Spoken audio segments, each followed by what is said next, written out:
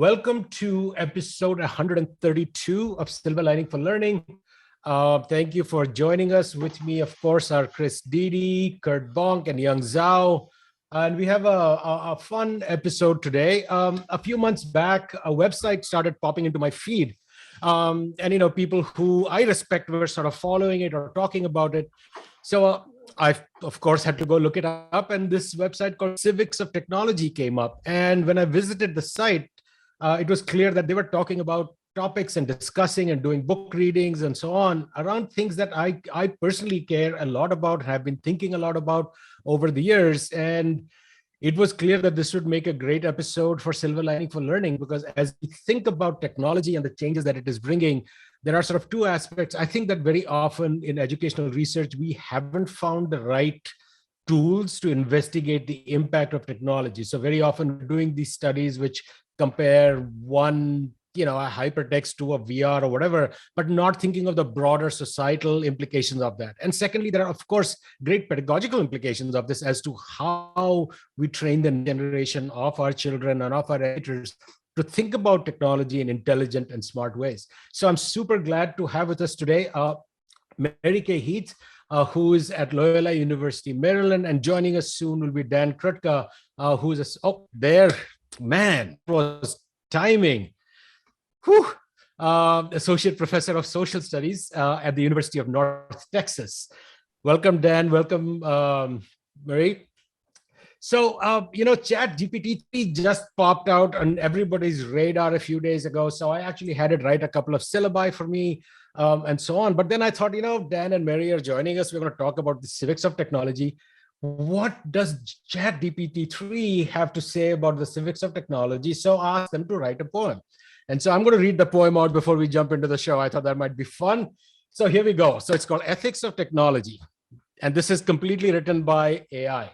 The ethics of technology in education, it's clear to see, is a topic that must be addressed as we seek to set our students free.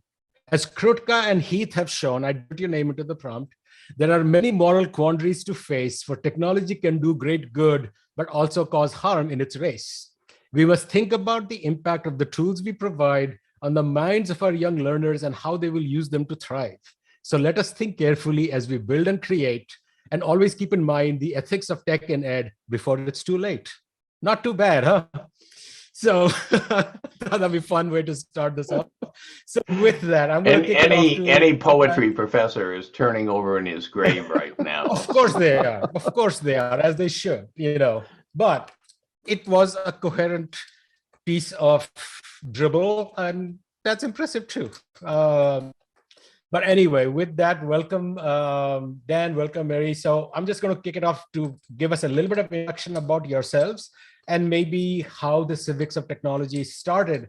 And then we'll open it up to a wider conversation. So starting with you, Dan, since I think you are one of the starters of this, let us on. Well, Maria and I are a team, so we can go in any order that we want. But thank you so much for having us, and thanks for introducing. We'll go alphabetically by first name. Okay, there we go. And well, thank you so much for having open sourced AI, chatbots, creating an intro for us. I think it asked the question: do we need any of us right now? We can all just be simulated and reproduced and algorithmically created. But my name is Dan Krutka. As you said, I'm at the University of North Texas. And I think the short story is the start of the Civics of Tech project. And Marie, please jump in and you can share this story. Was just like, it happened over a long period of time. Marie and I were just talking about, we would go to ed tech conferences. We both come out of the social studies field. So we both had an inclination to think of the longer, bigger histories and meanings for society and citizenship of technology. So we always came with kind of a social perspective, a humanities perspective, but we didn't feel like that kind of critical way of thinking about the world was coming out in ed tech spaces as often as we thought it should. And so we started thinking what would it look like to have that kind of be centered, those things. And so eventually we started Civics of Tech. It took us a while, but we fully launched the website at the beginning of this year, 2022. And it's been a blast. It's been really fun and kind of cultivating community around it. Yeah, Right? thanks, Dan. I'm Marie Heath. I'm at Loyola University, Maryland in Baltimore. And like Dan said, we both are in the social studies field, and we both have really a foot in the ed tech and teacher ed field, and felt like there was a level of frustration sort of when in the ed tech spaces that they weren't necessarily thinking about education the way that teacher ed in other teacher ed spaces were thinking about it. And similarly, not necessarily, we wanted to find community and friends who were doing this kind of scholarship as well. And although Dan and I have worked together for years and thought together for years, I think it kind of started to crystallize how we wanted to think about technology, which was both, we kind of say we have two lenses that we're trying to bring together. Dan, you missed it. We were having a McLuhan Postman trip earlier. Punya said he took a trip, and we were trying to figure out if that meant physical or transcendental. So we take the environment changes with new educational technologies. And also, they're not introduced into a neutral space, neither schools or society, and schools are society is not neutral. So we wanted to try and bring both this kind of look at power and look at media ecology and bring them together as we think about technologies. Thank you. And I love the fact that, the word civics in the title of your site, because that is something which brings up this idea of citizenship and goes back a long way, back to the Greeks and so on, when you think about what education is for, what our role is in society, and so on. So I love that. But before, I know Chris and Zhao are sort of trying to sneak in, but I would love for both of you to talk a little bit about the different things that you guys have organized or done at the site. I mean, there's a blog, there are book reviews, book panels, a variety of different things. So just for viewers who may not know about your site and the work that you do, if you could give us a little bit about kinds of activities that are happening there and how people can participate. And then I think it's Chris and then Zhao. Thanks. Dan, you want me? I'll start and jump in, let me know. So one of the things that we want to do is have a more direct way to work with educators. And so we have lesson plans and resources, and everything is open access and, accessible. So there's no I apologize, children and dogs around right now. So one of the things we have are lesson resources for teachers. We also do a weekly blog where we sort of either talk through the resources on the site, things we're doing, or things that are happening in the moment. Dan did something on what's going on with Twitter and implications for education Twitter. Maybe and I think actually, Dan, you just sent me a message, something with the new AI chat. We do book clubs sort of monthly-ish, about approximately, where books that are both books you might use in classes with students in higher ed, and also classes that you might use in K-12. And we have research on there. And our conference. Dan, you want to talk about that? Sure. Yeah, we had our first conference in August of 2022, and it was a great event where we just did it all online and allowed people to come together and just run a lot of sessions that helped us just be in spaces together to think critically about technology. And so Ruha Benjamin, who a lot of people's work has read, was one of the keynote speakers. Sapara Vakil was another speaker, and both of them were doing a lot of work with youth around critically thinking about technology. It was really cool to have, we had some student involved sessions, including from Dr. Benjamin's Just Data Lab, Ida B. Wells' Just Data Lab. She runs out of Princeton. And so really the conference was really kind of a culmination of like what had been going on for like kind of the 9 months prior to that. And then so we're trying to keep a weekly conversation. And so, by the way, as we say this, I always pitch to everyone, we welcome other people to come blog for us and write for us, because that just is the type of thing that this is why we're doing it. We want people to share ideas and we want to engage with them and be able to think through a lot of this stuff. And then I'll say the one other thing I'll say is that the curriculum has been really the fun part, because we're teachers, right? We come from teacher education.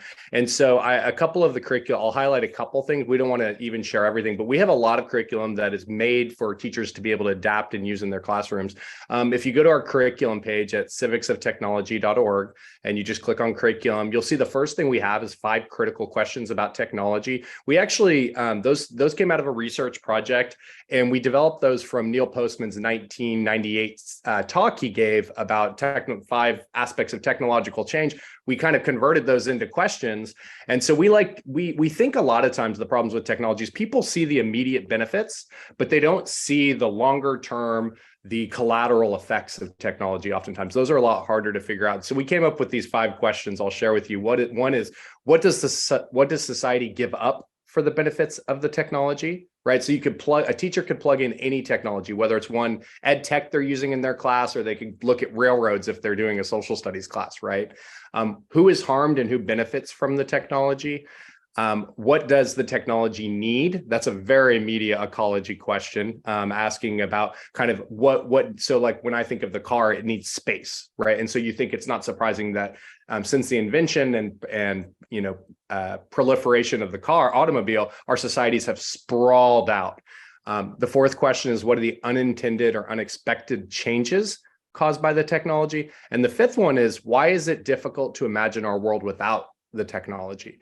And so, you can think about activities you can do in a classroom, like techno fasting, how it actually teaches you more about what you do with the technology. Once you take it away, you start to realize the role it has in your life. But we have simulations and other activities. One I really like is called an unfolding a smartphone, where we take smartphone apps and we look at the longer histories of those apps to think about, like, what are the benefits and drawbacks of different aspects of technology. So if you go in there, you'll see on that one that for example, we look at, the Maps app on your phone, and we think about, well, how have people navigated and wayfinded, done those 2 things throughout history? Are we sure that Google Maps or Apple Maps or whatever it is the best way to get somewhere? And we point out that not only it's great because it helps you get somewhere, but you kind of lose a sense of where you're going. You don't have to know anymore. Is something lost about place when we do that? And so it's about helping us think through different things. So I won't go through the rest of the curriculum. We have an inquiry about Luddites. We have critical digital citizenship stuff, but we're just really excited what is already there. And then hopefully, the contributions that are coming, the new curriculum people are going to bring to us. Thank you. So Chris, I think you had a comment, and then Zhao and Kurt. I think it's going to come flowing now. Let's go. Yeah.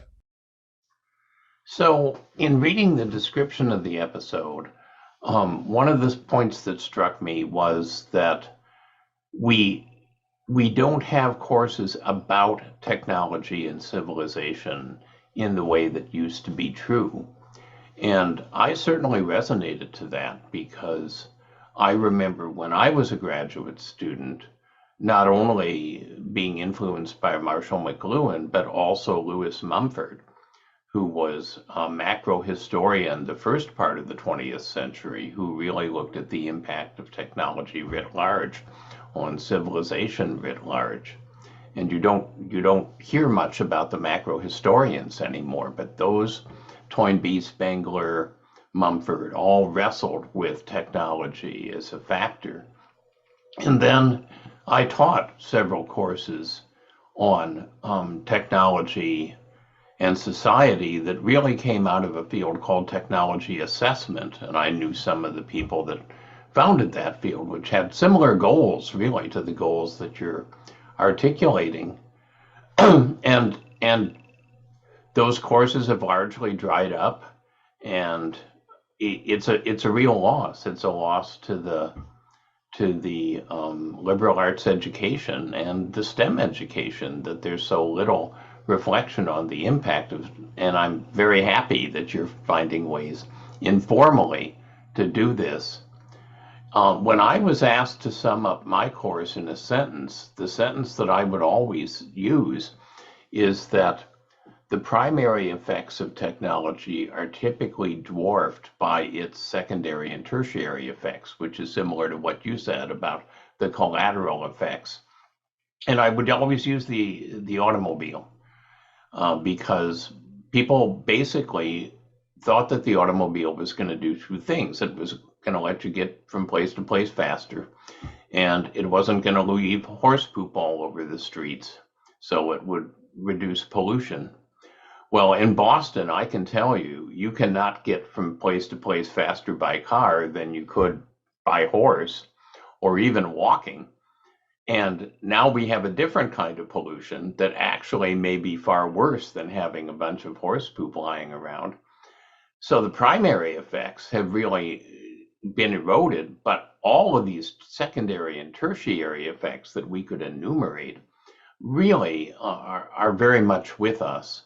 So this whole question that you're raising and getting people to think about of what Faustian bargain are we making, and do we even understand what some of the secondary and tertiary effects are, I think is a really good one. Dan, you had your hand up. Yeah, I just wanted to say that that's the exact type of conversations we want to bring back, right? There's this kind of field of kind of broader technology criticism that has existed, and it's hard to kind of grapple where it fits, right? Because it's all over the place, right? There's science and technology studies and all these different things, but I feel like they've kind of been lost in recent years, and we've been trying to bring that back. We did specifically use the word technology education, and it's a way of turning around the world's education technology, which is about using technology, and thinking about technology education, which is about really wrestling with our relationships with technologies and being aware of where they're guiding us. And I won't go on a long diatribe about the car. I live in North Texas without a car, so I have a lot to say about how the car's impacted society.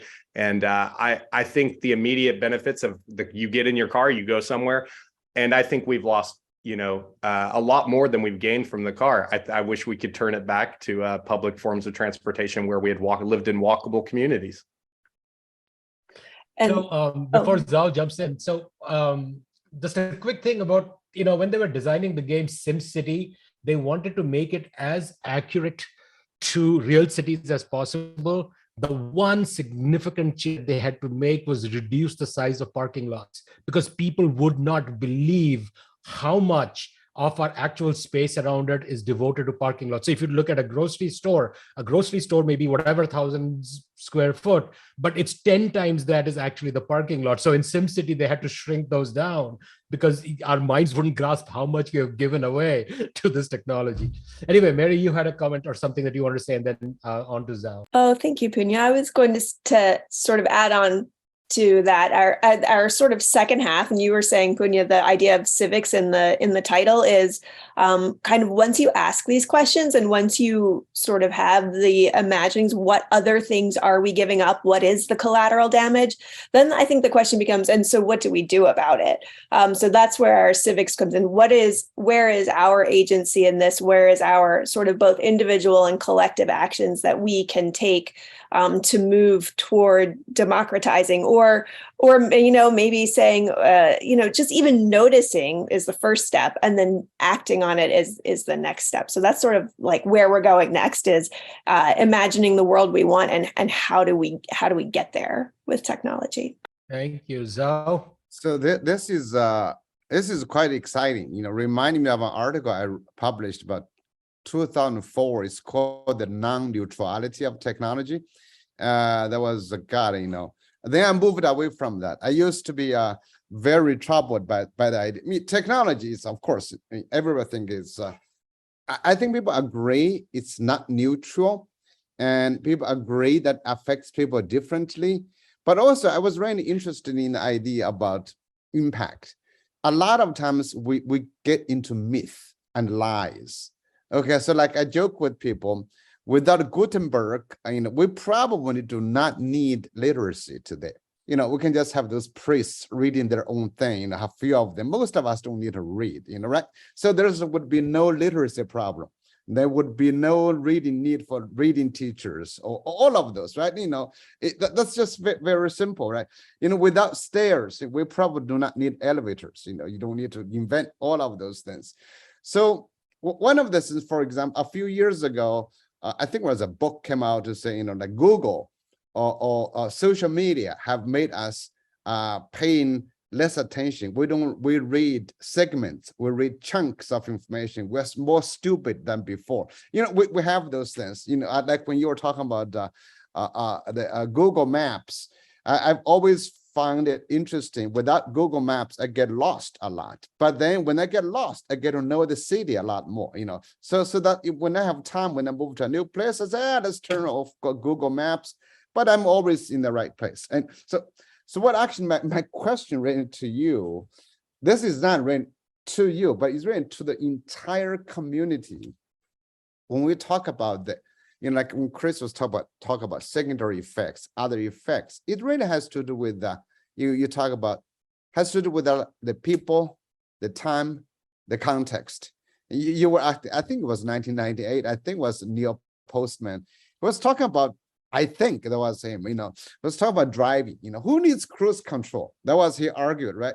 As well, once you move to Arizona, the cruise control might actually be useful, or if you move to Utah, well, actually Oklahoma, Dan, that's where you come from. It actually could be cool. So who needs cruise control? Not in New York City, not in Manhattan, but in other places. So I want to really invite two of you to comment on this general view when we invite students. We do not want to indoctrinate them to see there is one view of technology as good or technology as bad. When Punya was reading the AI poetry, I was so happy to say Chris jumped right into me. We just buried a few poetry professors. But that was just very interesting. So I think you two, as leaders, I think are kind of responsible to help develop a more sophisticated perspective and view of this. But I'm really happy to see this topic being picked up in a movement like this. Any one of you can start. Yeah, I really appreciate that. And I think Marie and I both, again, come from social studies, which has had a big push towards inquiry in recent years. And we take that seriously, that it's about asking authentic questions. I think a lot of times it's not about us telling students or other people that technology is bad. We probably emphasize the negative effects because we feel like the positive effects are so much more obvious, right? So there's such a need for the critique. But what you were saying reminds me of the Melvin Kranzberg quote, right? Technology is neither good nor bad, nor is it neutral, right? Which requires us to figure out like its role. In fact, I'll plug one of our lessons, and we actually have an activity on our site where we have a bunch of kind of critical quotes about technology, and it's set up with slides so the teacher can print them out and put them around the wall, and students can do a gallery walk, and there's space on each quote for them to write their reactions and then have a discussion. And the point is not to come to any conclusions, but to just start considering different perspectives about technology that they hadn't before. And we have quotes from people like Neil Postman and let me see some of the other ones we have on here. Douglas Adams, we pulled a quote from one of his books, Sophia Noble, Chris Gilliard. And so there's a lot of just really good, both historical and contemporary quotes, famous ones from even Karl Marx and Henry David Thoreau. And so, yeah, I think the point is to get students to start thinking about this. I think that's what we want too. Yeah, and Dan, I think you did an activity too, where didn't you have eighth graders kind of talk? Do you want to share what you did with that, where they came up with sort of their own versions of technology? Yeah, we also have another related activity to that one where actually we did a simulation where we basically the short version of it is that we had students consider that we had failed this planet, we ecologically were destroying it, and we're moving to a new planet, right? Which a lot of our tech entrepreneurs actually are proposing. I tend to want to stay on this planet, but in this simulation, the students have to go. And what I asked them to do for their new planet is I asked them to both ban 2 technologies that we think have been harmful to society and require the society to use technologies that have been beneficial. And so the whole point of that activity is to make them encourage them to start evaluating what is good and bad about technology and just not be passive about it, right? And there's not right or wrong answers, but the students came up with just incredibly sophisticated ways of thinking about it. And I asked them to first develop, well, how are you going to evaluate what a good or bad technology is? And they would come up with these really neat ways of thinking about, like, well, harmful technologies, and they would come up with these rules, and then they would go figure out which ones best fit their rules. And so, and you'd be surprised, a lot of young people would ban social media, which is not fit the stereotype of young people. But when you start talking to them about their relationships with social media, they're the first ones to recognize the problems with them. Yeah, I really want to ban books. I think books are horrible. The invention of books made me have to read. Look at, without books, I would not have school board arguments. Go to Texas. If you imagine all of those things, we really fun to actually go through all the process. Well, the reason I mention books is because many parents think books are better than Google, and books are better than computers. Even you're reading books on the machine, but that's not as good as in hand. So actually, it's a very interesting process. But anyway, I'm going to shut up. But this is a topic that really just interests me. All right, Kurt. So I have a question from a guest in our YouTube channel, Dante Yin, and then I'll ask a question of my own. So I muted myself. So Dante in our YouTube channel says, "This is all great. I'm impressed to hear about our panelists' research in the intersections of technology and social studies and other meaningful things. I wonder if they can share one of their most unforgettable memories so far in the past year that this has been going on, related to teaching, research, or just general living during the whole COVID-19 era." Okay. With school closures and how the experience changed their life. It could be from their ideas developed at the Civics of Technology, or anything else that they thought was related or useful. So Dan or Marie, do you want to jump in on that? Well, there are some Civics of Technology things that I could talk about, but actually the one that has been the most profound for me is doing this work with my own students. I work with in-service teachers in graduate classes getting their MEDs in EdTech, and we do critical analysis of technology, and then we do the civics part. So now what obligation do I have to act? And the teachers have it's been incredible. One teacher analyzed school-based Wi-Fi. So during the pandemic, the schools, realized that many students still do not have access, to the internet in their homes. And so schools provided hotspots for them. And what the sort of unintended consequence was the over surveillance of students who used school-based Wi-Fi versus students who used their family's Wi-Fi.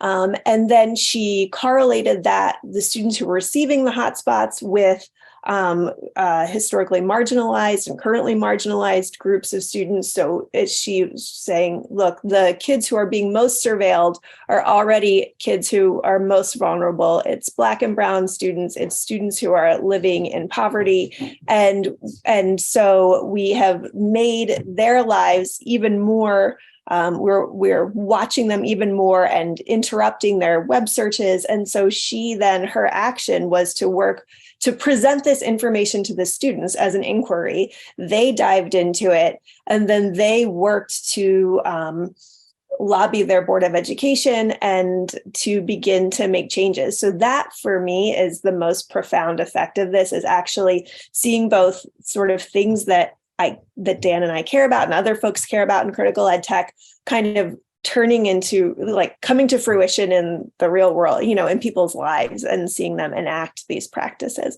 So for me, that was one of the most profound. I was just amazed at what teachers have the energy and power and will to do. Dan, you want to jump in, and then I have a question to follow up. Sure. I'll just turn back to what I mentioned briefly, just add a couple of details to one of the, I've done a lot of lessons from our Civics of Technology curriculum with our teacher education students who are undergraduates at our university. But when you go and do it with middle schoolers, it feels different. And so when I do have a blog post on our site that was posted. If you go back and look at our May 22nd post, and I was pulling it back up to remember some of the exact words I said. So when we did that technology reset simulation, the term that they used was that, so what I asked, there was 3 questions they had to, in resetting technology for this new planet we're going to live on, this new civilization. The 3 questions were, what motto could reset how and why people use technologies and inspire a renewed relationship between humans and their technologies? And then they had to pick the 2, one to ban, one to require. And then I asked them, how would you convince people that these are good changes? And the idea that the 7th graders came up, one of the 7th graders came up with, is that we should aim for healing technologies. They said, if technologies have contributed to the destruction of our own planet, then what we need is technologies that heal us with each other, that heal our planet. And that should be our guiding way of thinking about it. And I was like, I couldn't have sat down and come up with a better way of thinking, saying it myself. And so kids are pretty smart and come up with really unique and innovative ideas. So I always really like that. They also, the first thing out of their mouths when I said, what should we ban, is the first thing they said was Zoom, right? Because Zoom wore them out during the pandemic, right? Which is the irony, right? Because Zoom should have been the technology that saved us during the pandemic, right? But a lot of people felt like the weight of it, right? The constant experience on Zoom, you saw what you lost when you're not with other humans. And so a lot of them were worn out by Zoom. They didn't like the experience. And listen, some people did Zoom better, and we all had different experiences. But I thought that this, being with students, they just had a lot of profound ways of thinking about our relationship with technology. And so we had an episode, maybe 9 months back, with folks at the American University of Cairo. And one of the people in the show was Mahabali, who sometimes blog posts for the Chronicle of Higher Ed. You may have read her work or been influenced by her work. But a couple things I think relate there to that show. And people who are watching the show later who are looking for a similar show might watch that one. And they might also look up the one that we had with people from Finland on big data and the critical analysis they were doing with Mark Kircher and his colleagues there in Tampere. So if you're looking to connect shows together, those might be these three shows. But Maha has created some unique websites, or communities, I should say, really, like yours. You've been able to ramp up fairly quickly. Our show, Silver Lining for Learning, ramped up pretty quickly. Maybe you've got a book club, you got curricula, you got conferences. And Maha, if you go to her homepage, she's created 2 things that show up there. One called Virtually Connected, really grassroots movement related to conference discussions among academics. And the other one, Equity Unbound, is an equity-focused, open, connected, intercultural learning curriculum that's branched into many other activities. But what I noticed when I went to her talks and her keynotes, there's a particular focus on wellness, especially during the pandemic, of course. And I'm wondering 2 things, my question here. I'm wondering if wellness has come up and the social side, the social emotional side of the community that you've developed, that you've tried to address that in bringing people in and creating more sustainable. And on the back end of that, I wonder what components of the community that you've built here within the civics of technology, what are you going to be doing, next? What are things that you haven't done yet that you think you maybe haven't done enough of? So you like to speak to either of those two, the social emotional side and the missing elements yet, because you've been successful, but you're new, just like many others are trying to get these things ramped up, and they could all learn from what you're not called mistakes, but your future, what you plan to do in the future. Yeah, I can do what we're missing, Dan, if you want to do the SEL. I think we have talked, our sort of next step is what do we do? So once what do you do? And so we're sort of that imagining the world we want. It was great to read Dr. Benjamin's book, Viral Justice, Growing the World We Want, and kind of thinking, which she brings in notions of wellness and health, and as they intersect with Blackness and femininity, feminism. And so that I think is missing, is like and we know that's the missing next step, is kind of imagining the world we want and working toward it. So once we have the critical questions, the next step is the action piece and kind of figuring that out, and figuring that out within the context of, I use Google all the time. Like for, Dan and I co-write together using Google Docs, and I have tried to quit it and I can't quit it. I can't find another way. I'm going to keep my iPhone. I know I'm not going to give up all my technology and go live somewhere else, alone by myself. So what sort of reconciling that and figuring that out and growing the world I want with the understanding that I live in the world. And what does that mean? That for me is the very difficult missing next piece that I'm looking for community to kind of grow that together with. Yeah, if I can kind of piggyback on what Maria is saying, I think year one was about building, kind of the infrastructure of our organization, the things we do each week. And we've had book clubs and we've got people together. And we got a lot of our ideas on the site, right? Like we had a lot of ideas simmering. We had nowhere to put them. Now they're on the site. And it's kind of like, I'm a little like out of ideas, right? I don't have a ton of new curriculum ideas. It's all my stuff. And so I think year two, like Marie said, is about doing, and I think it's about, we want to do more in schools with students. And I think we've talked a lot about building research communities that are actually seeing how this stuff can get outside of higher ed and into K-12 spaces.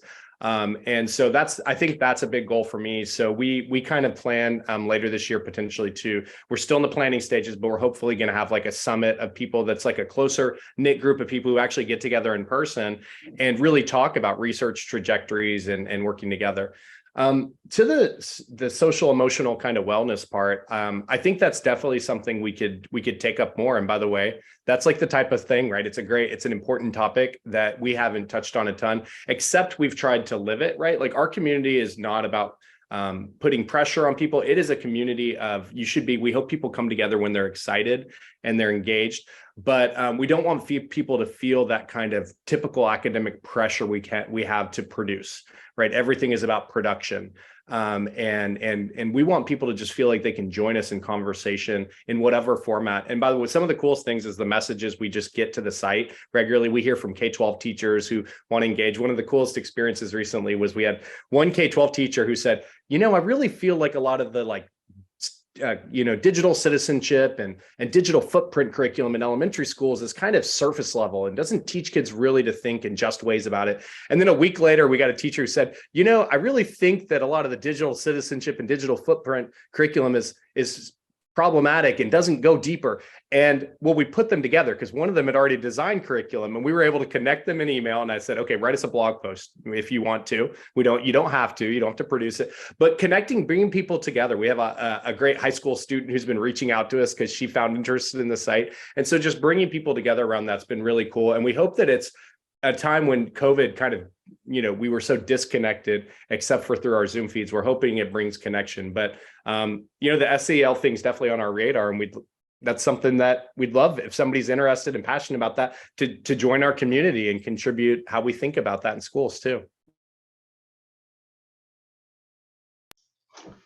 So I want to go back to Marie's observation about perhaps the major impact of doing all this is to give us more choices about technology than we feel we have right now, that there's a kind of technological determinism that is fostered by the big tech companies, and people feel powerless against it, but they don't have to.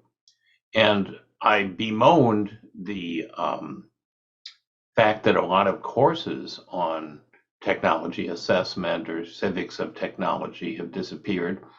But what has grown is science fiction. I don't mean science fantasy, and I don't mean, kind of the space opera science fiction, but things like the cyberpunk literature are very much about a balanced view that asks a lot of what-if questions.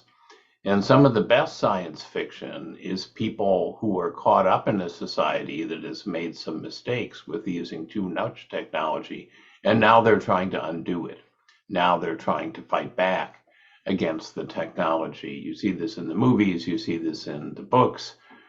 And I think that that's one way to draw people in who are not going to get all excited about social studies, even though they should. But science fiction does draw people in, and then you can get into interesting discussions, and then you can bridge into more serious and scholarly approaches on it. And I don't know if you feel that some of the people that are drawn to you are coming out of kind of a concern that science fiction may have aroused in them to begin with.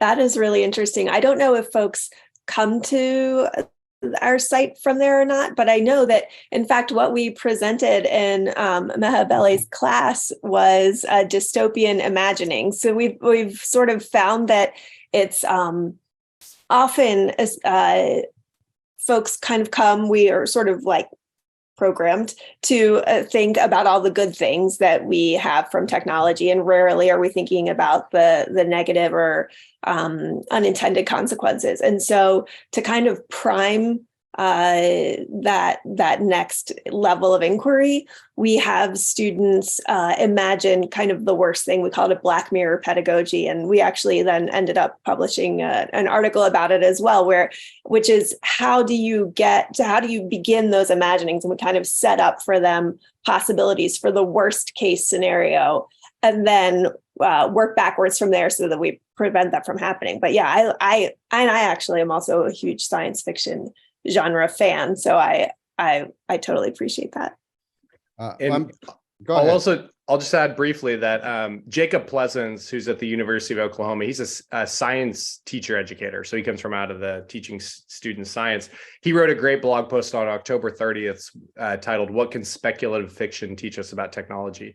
And it was really good. It was generated just in a side conversation we had me and him had at a social event with a few other people where we just started talking about science fiction books. And so then Jacob always, like 2 days later, always ends up having a blog post for us.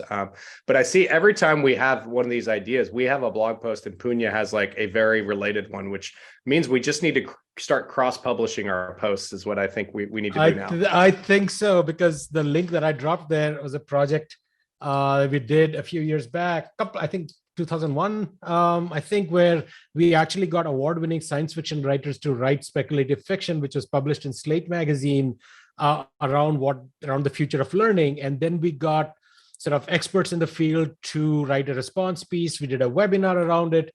And then we recently had another event where we did that, where we brought the authors back again. And this was honestly one of the most amazing experiences I've had in leading that project, because got to just, have these conversations which you typically don't have, because they I think what speculative or fiction authors do is they put you in that context in ways that educational research never can. And maybe that's not its purpose, which is fine.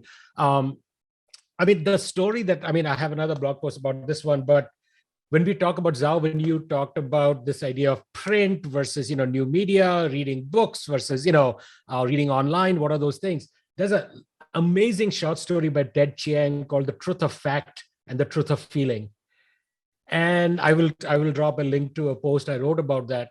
And it is truly the best sort of summary of all these authors like Walter Ong and people that Chris mentioned, talking about technology and its impact and on media and our thinking and on society, but done in such a powerful, evocative, beautiful way that reading Ong or whoever, people Landau about hypertext and thinking is never going to have. And I think there's a really powerful thing to be said for this use of speculative fiction in that space. I know, Zhao, you've been holding back. Go for it.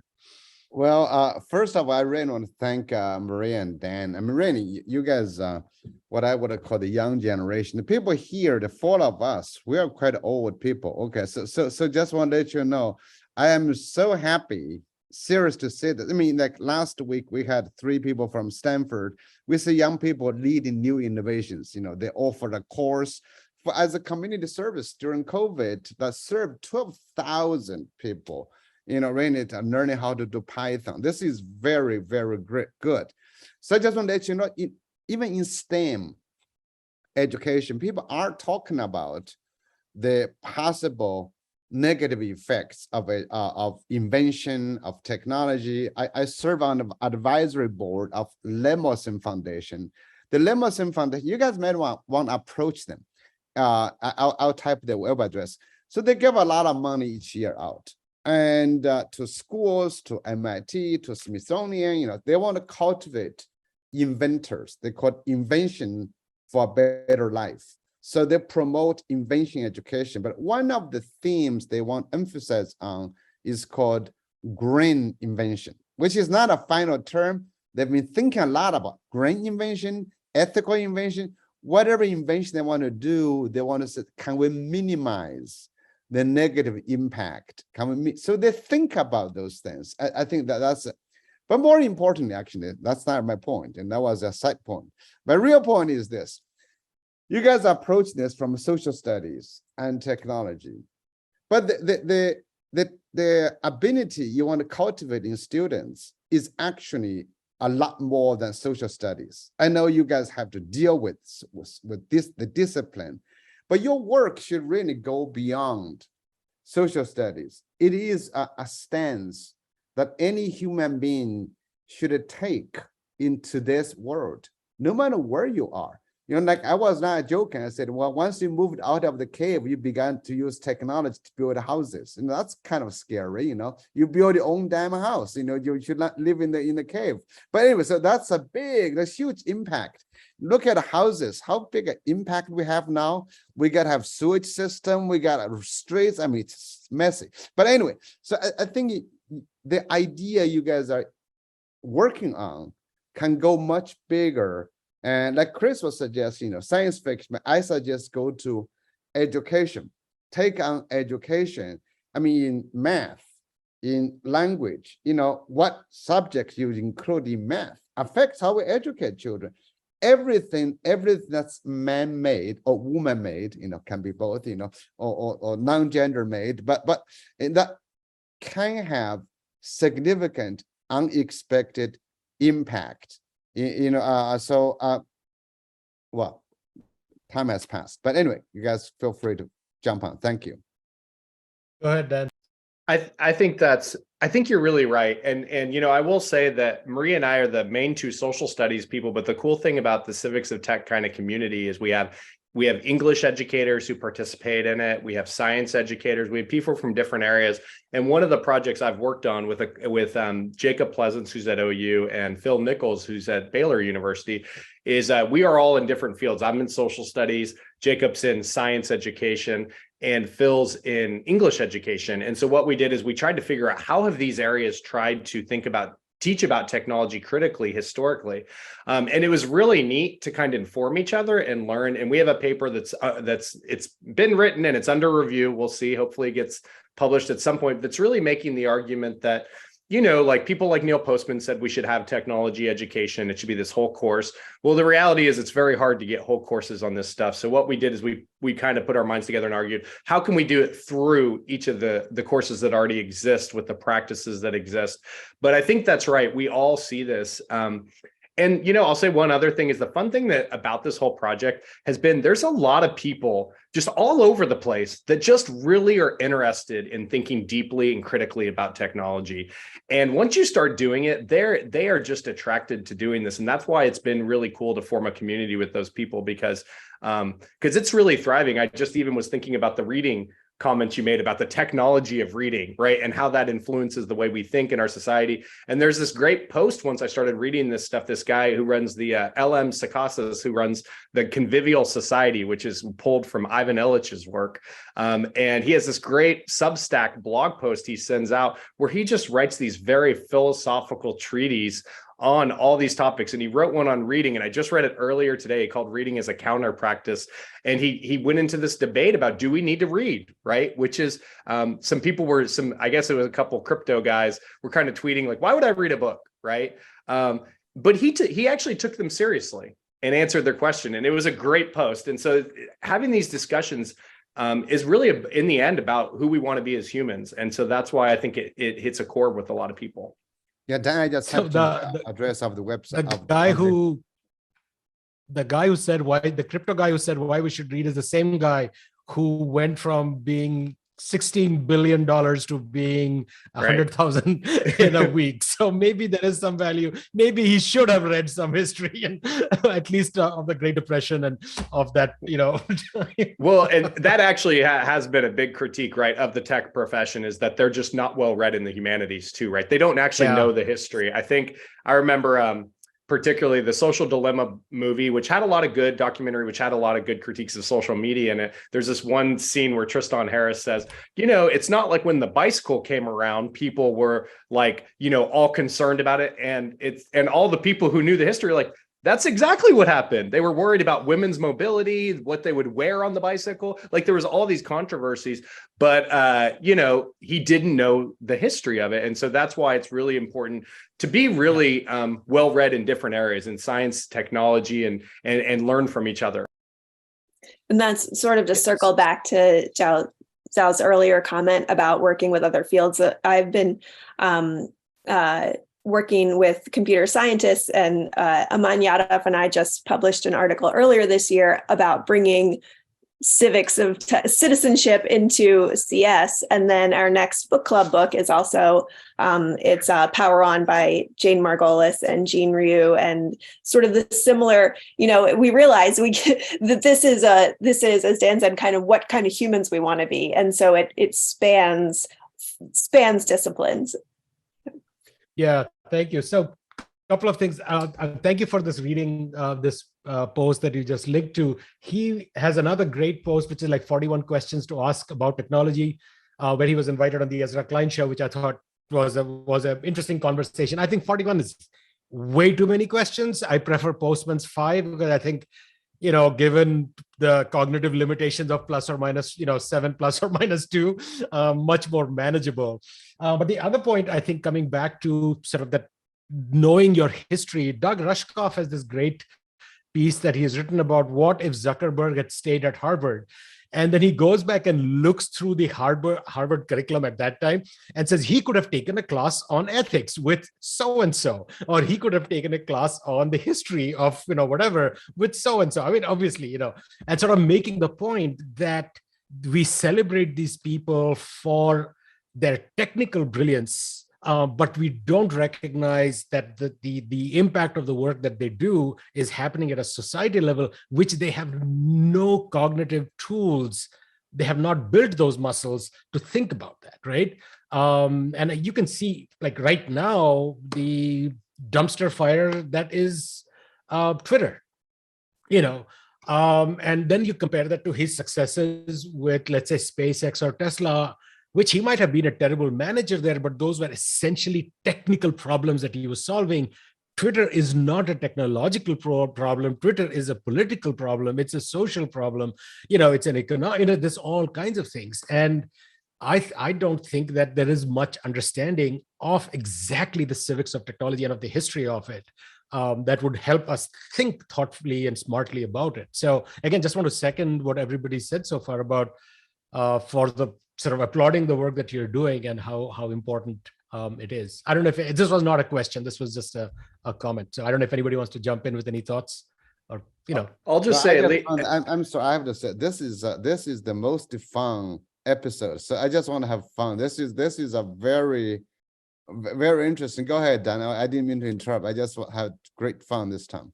I was just going to say, if nothing else, kind of the Zuckerberg's lack of ability to kind of think from a social, historical, or humanities perspective generated a lot of great scholarship. I think of Siva Vaidyanathan's anti-social media book, and even Roger McNamara's and some of the other ones that have come out. These critiques really, forced us to start recognizing what we're doing.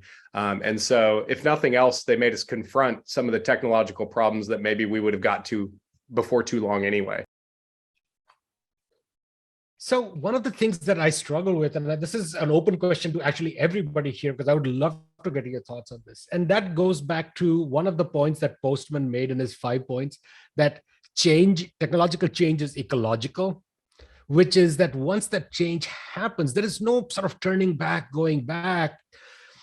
And these changes that happen, so the rules that guide Twitter or the rules that guide Facebook, for instance, right? Or YouTube's choices about, like, we want to increase how much time people spend here rather than whether they learn the right thing or not. But once that's done, that's the world we live in. And so I always struggle with this, right? I mean, it's like, now what? There's no turning the clock back to a different Facebook or a different YouTube or, different choices that knob settings that we could have had. I wonder how you guys sort of think about that, or have you been thinking about that? Because that's one that I really can't get my head around. And I think that's sort of what Zhao is alluding to when he says, once we built a house, that's it. Now you got this dang house, and now you got to build sewage systems and everything else that comes along, for the ride. I wonder how all of you are sort of struggling or thinking about this. It's a deeper sort of philosophical, I guess, issue. And I struggle with that, and I have no answers to this. So I wonder what you guys think. Well, let me just say one thing. I like what Chris was talking about, but I'm not going to read what Chris made a list name of, So that was an internal joke. But anyway, I was really interested in this whole topic about how one thing begets another. That's just really fascinating to me. But also we need to understand, culturally speaking, like in the Chinese culture, I come from China, very few people question the problems we raise about technology. There is a techno euphemism that's carry on for a long time. I think the French probably question a lot more of the technology. I think America, you have one group of doing this. So when Puna was really asking a question, I was just wondering, for example, if Zuckerberg did not do Facebook, could we have another social media? Remember there, Puna, what was this thing called Space? Was there another technology competing with Facebook? MySpace. That was managed to death. So if this one was not so crazy, would social media even get started? Right? I mean, it's actually very interesting to think about. Marie, go ahead. Apparently, you got a lot to share than I do. Thank you. No. I was just adding the MySpace, but I don't know. I also wrestle with this. I feel a little bit. I maybe it's naively hopeful, but I do feel like there's evidence that things can be changed, though, right? The European Union legislates privacy now, and we haven't done that in the US to that extent. I mean, California legislates for a little bit, but if you don't live in California or the EU, then you don't get to click certain things on the website. But so I don't think that it's impossible to change things. Although I take your point, Punya, that we are irrevocably different because of Facebook, and we won't ever go back to our pre-Facebook time. But I also think that doesn't mean that we can't critically inquire into what has changed and then try to not necessarily claw back our past, but consider what things are non-negotiables that have to change, that we cannot live with because of this change, and how can we address them? And I think that's sort of that part of Imagine Next Step that I struggle with. I don't know how to do it.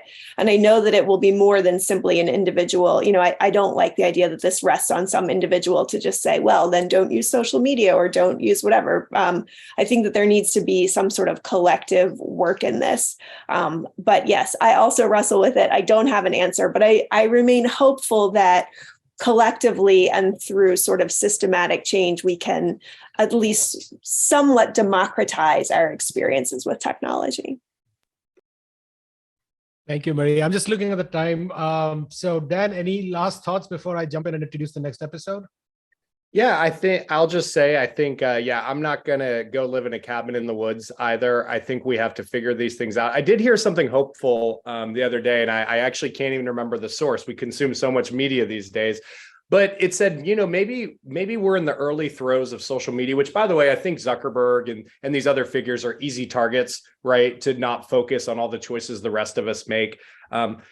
I think maybe we're in the early throes of a technological change that's happening really quickly, and maybe we are going to get better at it. And I think that's the work we're hoping to contribute to, is getting better at living with technology that leads to more just futures for, young people, especially, who deserve it. We have not given them the best world to take care of. So I hope that we can contribute to helping make a little bit better world through Civics of Tech. And we have not talked about the military technology today. Okay, the nukes. But anyway, Puna, go ahead and introduce next episode. All right. Well, thank you, Marie. Thank you, Dan, for joining us today. I knew this was going to be a great episode, and it truly was. So thank you for the work that you do and for participating with us. And I think this was great. So next Saturday, same time, we'll have guests from the Center for Reinventing Public Education, CIRPI.org. It was an independent research organization, now actually is a part of the Mary Lou Fulton Teachers College at Arizona State University. We'll have two guests from there. We will have Robin Lake, who's the director, and Travis Pillow, who's an innovation fellow and senior writer there. They've been doing some amazing work on sort of tracking post-pandemic or during the pandemic innovations, the state of the American high school student, and so on. Just an amazing group and a team of people. And so looking forward to the conversation with them. And that'll actually be our last episode of 2022.